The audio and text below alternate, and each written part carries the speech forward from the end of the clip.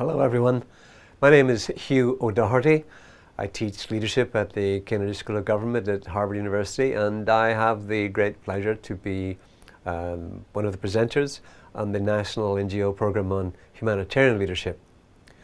And the purpose of this session really is to provide a little background about various theories of leadership as a background to the particular theory which I actually teach on the program, which is called adaptive leadership.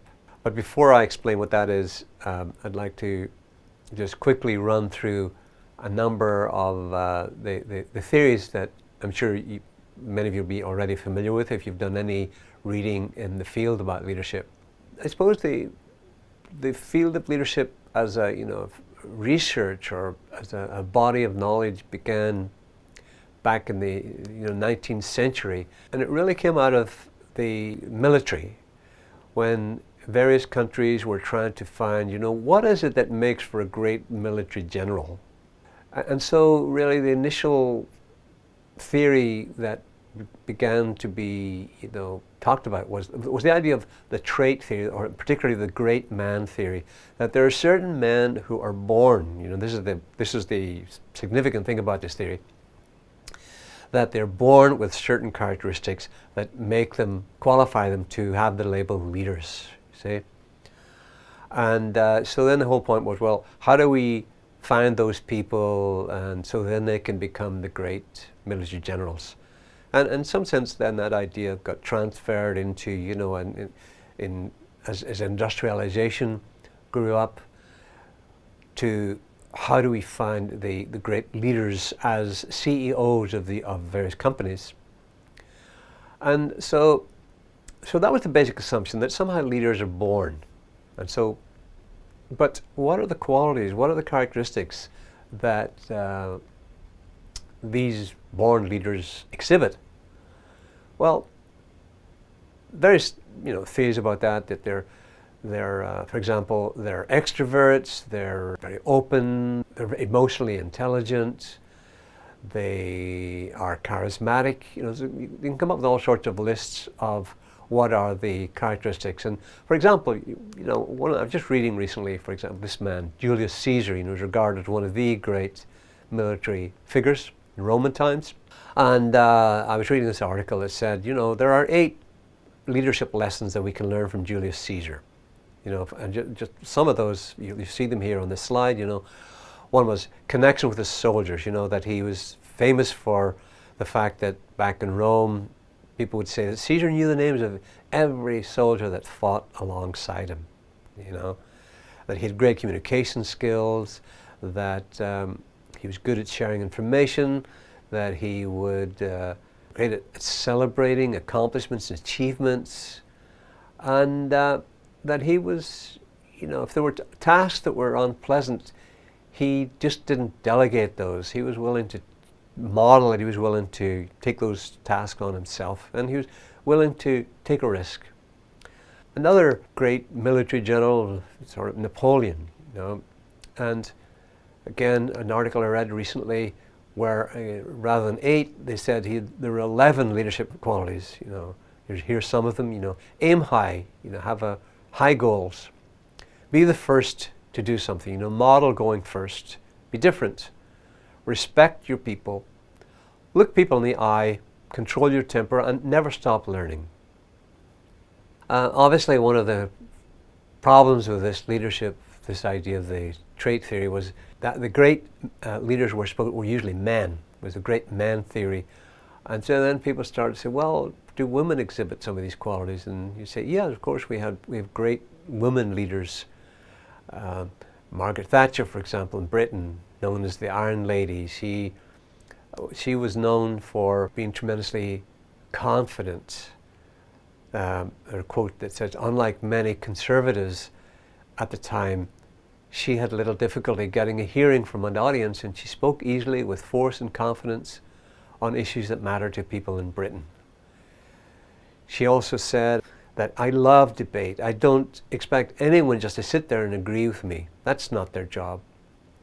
And so she felt that this was a great quality in someone as a leader, and also the capacity for resilience.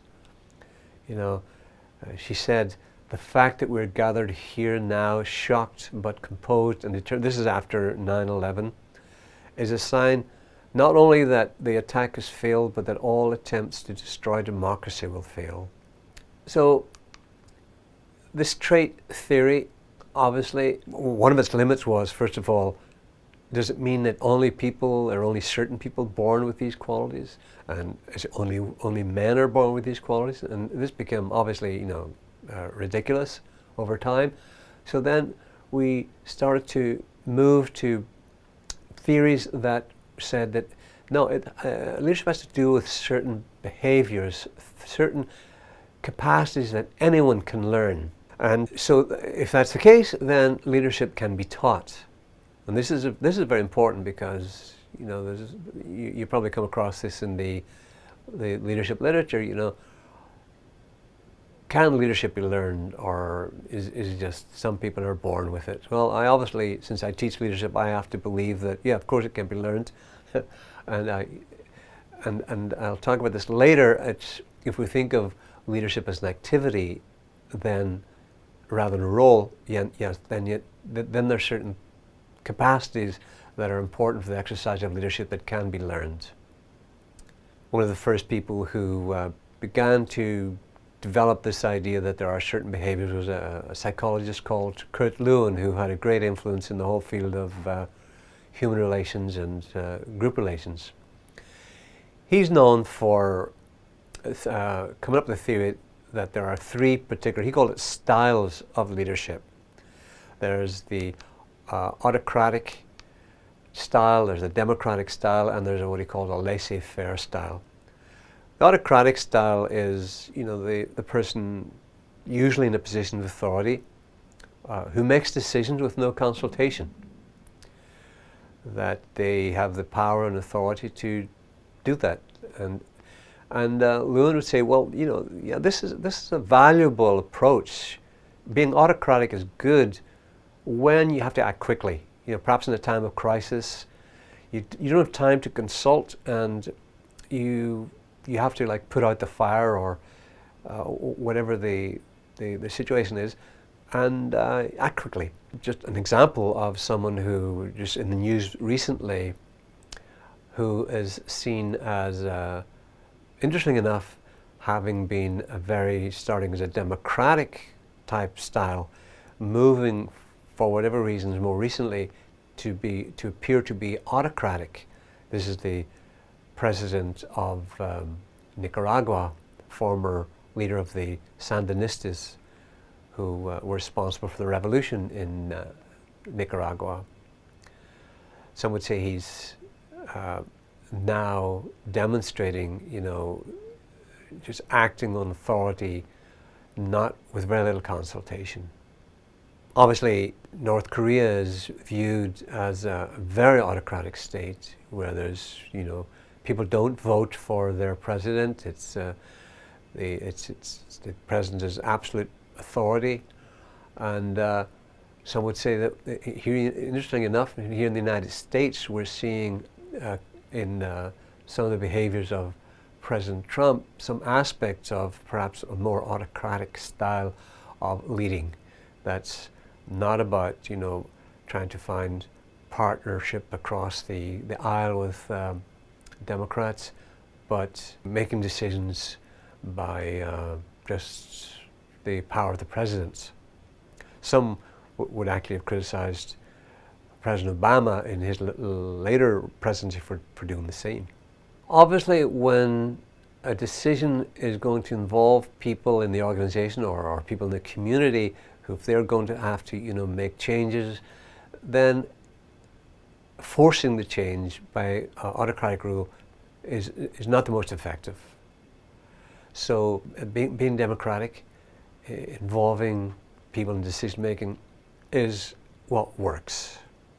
And some would say that President Obama was a president who acted very democratically. He was willing to reach out, his very first day in office, he was willing to reach out a hand to the Islamic world to cooperate. Kurt Lewin says that the third style is what he calls laissez-faire. And this is a hands-off approach. This is where you don't interfere. You allow people in the organization or people in your team to make all of the decisions. I don't think this qualifies as leadership. You know, like not just letting things be, letting people do what they want.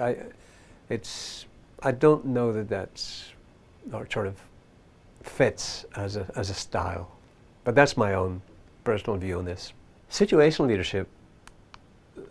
This came about this theory was developed in the 60s by particularly associated with a man called Fred Fiedler, and he proposed that effectiveness, a leader's effectiveness, really depends on how well his or her style of leadership matches the particular context and the task at hand. So again, it's not that you're born with particular qualities. It depends on what needs doing, and does anyone have the characteristics required to address that particular challenge. So you'd say that these situational leaders fall into two different styles. Some are very task-oriented, some are people-oriented, and of course Fiedler would say that having the capacity both to manage a task well and to manage your people well is what's really required. The effectiveness of a person's leadership style in a particular situation depends on how well defined the task is, how much authority the person referred to as the leader has, and the relationship between followers and the leader. Winston Churchill in Britain is always regarded as a great leader, one of the great men, but at the same time I would say that he was only great in the situation of war. Once the war was over, he was seen to fail and was voted out of the prime ministership quite quickly. So this people would say, yeah, he was, in the situation of war, he was totally well equipped, but for this post-war period, he didn't have the qualities that were required, so he lost the job. Some people might say the same about Mayor Giuliani. Mayor Giuliani, who at the time of 9/11 was really on his way out. He was a very low level of popularity. His time as mayor was up, but 9/11 happened. President Bush wasn't around because he was in an airplane in the air, and Mayor Giuliani sort of stepped forward and became regarded as a hero for how he handled 9/11. So you could say for that particular situation, he had provided all the characteristics, the qualities that were really needed. Some would say that his leadership, he didn't exert much leadership after the event, when there was he had tremendous political capital and people around the world were in solidarity with the United States, and he didn't quite know how to tap that political capital to address, the underlying problems of why 9/11 happened at all. And that gets us into the concept of adaptive leadership, which I'll talk about a little bit later. Two men who are associated particularly with developing this concept of the situational theory are Hershey and Blanchard. And they'd say there are 4 leadership styles. This diagram sort of shows the 4 styles. Along the bottom axis is, directing behavior, telling people what to do, from a very, very low direction to very high. Then along the vertical axis is what's supportive behavior. How much support does anyone as the leader or an authority position, how much support do they offer? So you can see that there are 4 different possibilities here. The lower quadrant, you'd have low direction and low support, where you might delegate a lot of the work. On the top left hand, you have high support, but maybe not so much direction. On the lower right, the red quadrant, you had a lot of direction and not so much support. And then a coaching style would be the top right, where there's both both very directive, but also a lot of support for people carrying out the particular challenge or task. So this is like a model for figuring out, so where does the task lie and what's needed if I'm the leader? Do I need to delegate? Do I need to perhaps offer more direction? Should I be in a supporting role or coaching role? Contingency theories of leadership, say there is no correct type of leader, but it depends very much on the situation and adapting the style to the particular situation and to the followers. What is it about the situation that influences good leadership? A model for that is this, what's called the managerial grid by Blake and Mouton. And you can see here, again, along the lower axis is either a high or low concern for the output for product, and along the left is concern for the people. It's a bit like the last diagram we saw. But in this you can see that there are 81 different leadership styles. So you can find yourself, depending on what the situation requires, anywhere on this this grid, from low to high, directing on the task, and low to high on support for your people. Some of the variables that the people in the situational arena would say are effective, they say, that a lot depends on, for example, the maturity level of the subordinates in the organization, of the followers. What's the relationship between the leader, the authority figure, and the followers? Is that a positive one, or are people fearful of the leader? How clear is the task?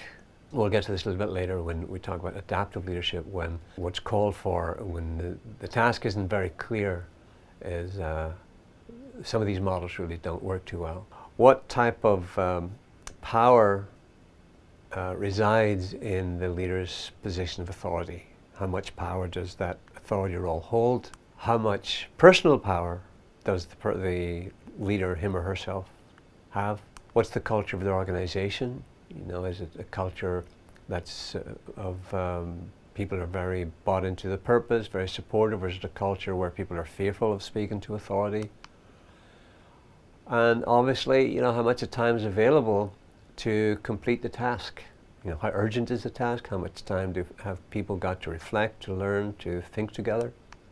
Where we are today, when people are anxious and wanting, immediate answers to problems that are very complex, people may need the leader, the authority figure, to be like a father, to fix problems quickly.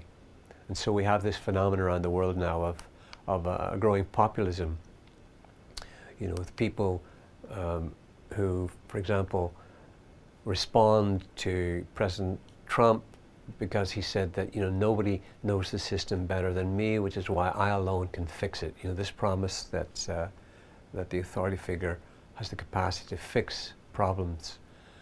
And for people that can be very consoling. The notion of transactional leadership is a transaction between those in authority and followers.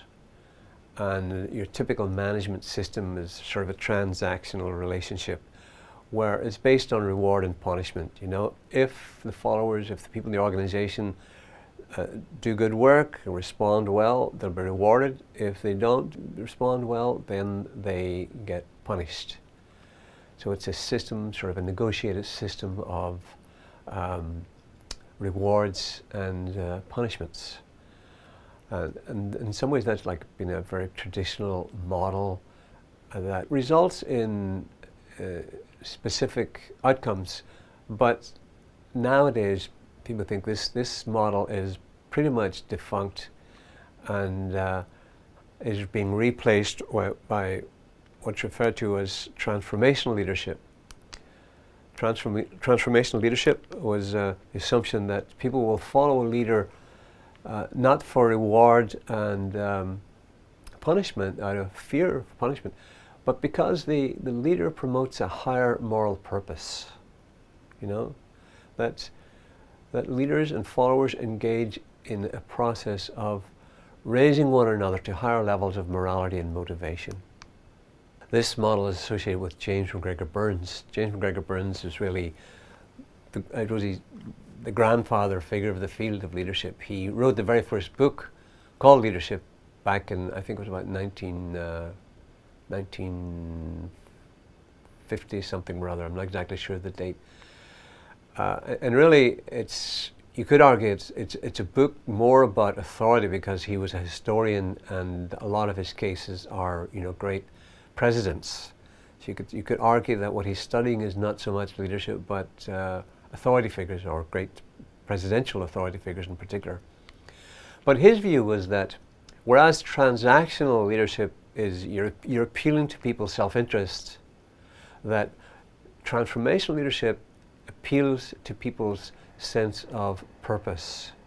It encourages collaboration, and it's tries to get beyond competition. The early research was really about this, because it was this great man theory, or trait theory. Women weren't considered to be leaders, and for example, a very interesting study carried out at Northwestern University, comparing these different styles of transactional, transformational, laissez-faire. The results were that it seems that women are much more likely to use transformational methods than male folk. It seems that women are much more interested in working with people in a very holistic way, rather than just making deals. A particular theory of leadership that I think in some ways relates very directly with McGregor Burns' transformational leadership is Robert Greenleaf's idea of the servant leader. Good leaders must first become good servants. He wrote this book in the 60s, Servant Leadership, A Journey into the Nature of Legitimate Power and Greatness. In some ways, I think Robert Greenleaf, he was inspired by his own religion. I think he was a Christian, and I think some of this concept of the servant comes out of his own spiritual beliefs. But essentially, it says that human beings, we have this natural impulse to cooperate, to want to serve, and that it's in that concept of service, which he would say that's leadership. It's not about ego, it's not about wanting anything for self-interest. It's really about serving others, serving humanity. The question then, in anyone wanting to serve in this way, is, do the people we serve, do they grow as persons? Do they become healthier? Do they become freer? Do they become more autonomous? And are they in turn more likely themselves to become servants, to again become servant leaders? And he was also very concerned, with the least privileged in society.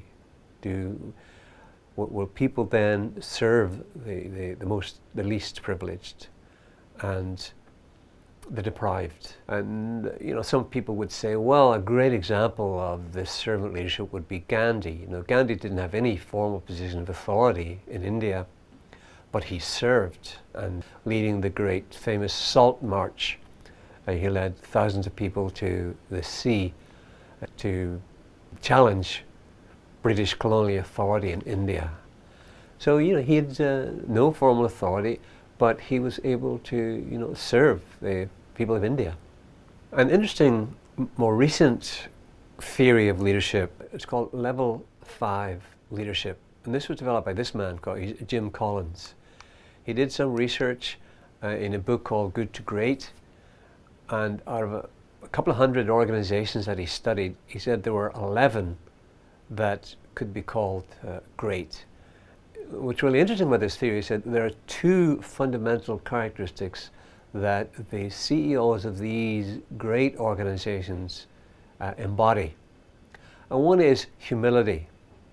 They have tremendous humility. They don't seek success for their own glory, but rather success is necessary so that the organization can thrive. And one of the reasons why that's so important is that these people know that arrogance is very destructive in anyone who is attempting to, lead an organization.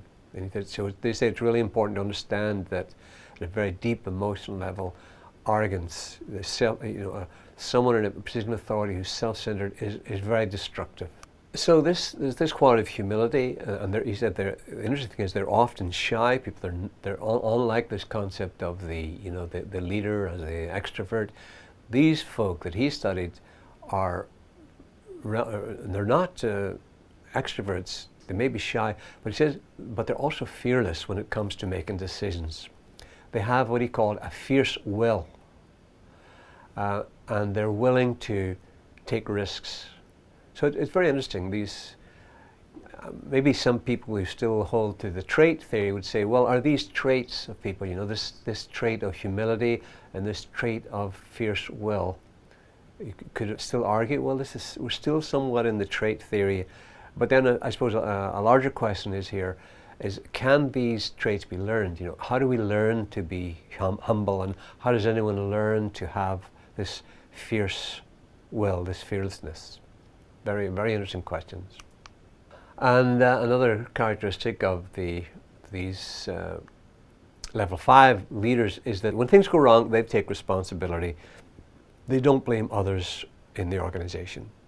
This gets us to adaptive leadership, which is what I teach here in the program with the Humanitarian Leadership Initiative.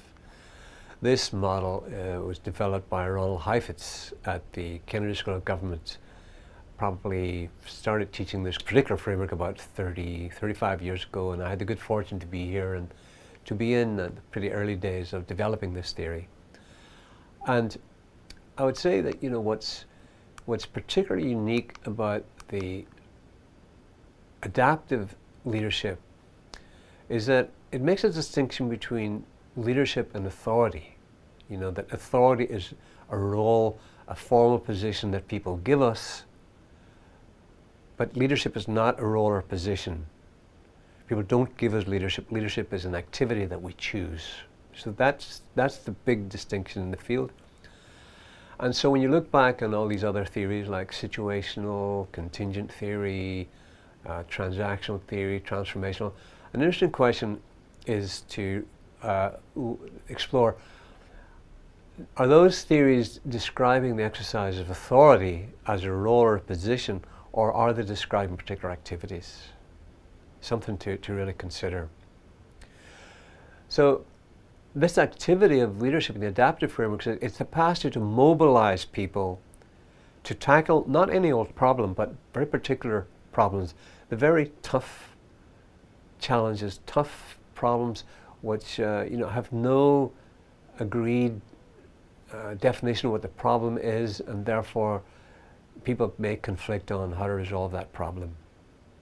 And so it's really important then that anyone in trying to exert leadership understands this concept of adaptive. It comes from the world of evolutionary biology, and it refers really to a process that organisms go through in order to survive and thrive into some new future. And evolutionary biology tells us that there are basically 3 components to this process, and we can see these 3 components in organizations. The first one is preservation. That those elements that are necessary for survival need to be preserved. All right? So in a sense that what's important, what's valuable in a culture that's got us to this point, a lot of that needs to be preserved. On the other hand, there's certain elements, in the DNA structure of an organism that are no longer necessary, and perhaps even are beginning to get in the way in a new moment, a new future. And so they have to be removed or changed. So on the one hand, you're preserving what's precious, but you're also having to let go, what's getting in the way, in order for innovation, in order for something new to emerge. And so really this idea of adaptation is important because, and I think one of the key aspects of this adaptive leadership theory, is it takes us into this arena that leadership is very much about loss. You know, that people don't resist change if it's in their interest, but they do resist loss if they're afraid that there's something they're going to have to give up, something that they hold precious from the past, you know. And that can be land, for example, in the Middle East, or it can be a job, or it can be a sense of identity. These are the sort of things that are at stake in these very complex challenges. An example, I think, of someone who was able to exert adaptive leadership from a position of authority was Nelson Mandela. You know, this is a wonderful, very inspiring picture here where he, at the time of the World Cup, he donned the rugby jersey belonging to the Springboks and wore their hat. What's really significant about this is that the Springboks symbolized everything about white supremacy to black South Africans. And the Sports Authority wanted to disband the whole organization. You probably see this in the movie that tells the story of this rugby match. And Mandela met with the captain. He invited the captain to tea at the presidential house. He was there at the World Cup, and he told the Sports Authority that they needed to understand that the Springboks, that rugby was precious to the white community, and that they needed to, honor that. And so this was a huge challenge to, his own people, to not just to disband what they saw as, the embodiment of white supremacy, but to honor what was precious to them. And if they wanted to partner with them in some new future, they had to keep the rugby, keep the Springboks. Wangari Maathai, a wonderful woman who started just to realize that there was tremendous deforestation in Kenya, and she started to plant trees. And as she started to plant trees in her own village, other women started to follow suit. And over time, she built an amazing organization that was committed to sustainable development. And eventually, here she is, getting the Nobel Prize for Peace. A wonderful example of someone who, with no formal role, no formal authority, mobilized people to address a very tough problem, and eventually became the Minister for the Environment. I had the great fortune about a year ago, to meet this young man who is a poet and a playwright. He joined a particular arts program in a place called Richmond in Berkeley, just outside Berkeley, California. And Richmond is a place that's torn apart by gang violence. And so this arts program was an effort to bring young people, from the Hispanic community, from the African American community, to try and build relationships to try and address the issue of gang warfare. So he wrote an adaptation of Romeo and Juliet called Romeo is Bleeding. And he wrote it in rap. They put on this play in a high school in Richmond, and invited all the parents from the area, both from North Richmond and Central Richmond. There's a moment in this play when those of you who know about Romeo and Juliet, they're from different families, and these families are in feuding, and both Romeo and Juliet actually die in Shakespeare's play. I was at the first production, the first performance of this play, and just as you're getting ready for the young men, this Romeo, and he's called Tay in the play, and the young woman who's playing Juliet, when you're getting ready for both of them to die, the whole cast stops, turns to the audience, and this young man says, you all think you know what's going to happen. He says, well, it's not. And he gives an amazing, wonderful soliloquy of how in Richmond these two sides of the city are going to come together in communication and collaboration, and there won't be death. And it had the whole audience weeping and cheering, and they then started to put this play on in the center of Richmond, and had tents where people could come and meet and talk about the impact this play had on them. And so they're using this art form as a way to mobilize people to address gang violence. So to me, it's it's a wonderful example again of someone with no formal role or authority. He's a playwright, poet, but able to harness that capacity and interest of addressing a very, very tough problem in his community. Well, they actually made a documentary of the play. And this artist, his name is Dante Clark, and the director of the documentary about the play, Romeo's Bleeding, Jason Zeldes. And this documentary, it's won a number of awards. It's been doing, going around a number of the festivals like Sundance Festival, and I hope those you watching will have a chance to see it at some point.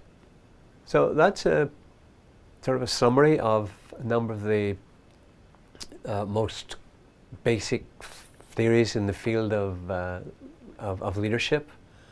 And I would just say that what's worth really thinking about as you begin to perhaps delve into some of these theories is, I think what I appreciate about the adaptive framework is to have in your mind this distinction between authority as a position and leadership as an activity.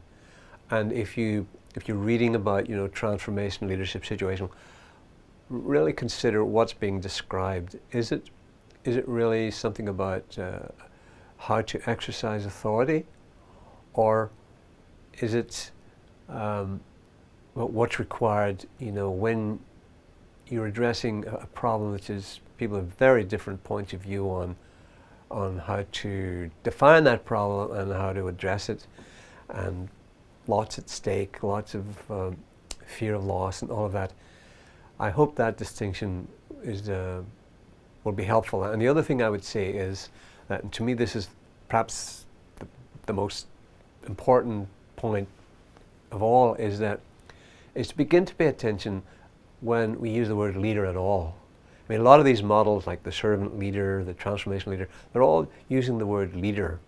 My thoughts these days are really, in some ways, the word leader really messes everything up, because when we use the word leader, and you can begin to see if this is the case, we're really referring to someone in a position of authority, like the CEO of the organization is referred to as the leader, or the president of the country is referred to as the leader. And I think the term leader then makes it very difficult to understand what is it we're really describing. Whereas if we think about authority, and management as roles, and what's required in those roles, and those positions, and we think of leadership as this activity of engaging people in very tough problems, then I think that's a helpful distinction to begin to make sense of and be able to critique these various theories of leadership. So I hope this is helpful, and thank you for your attention.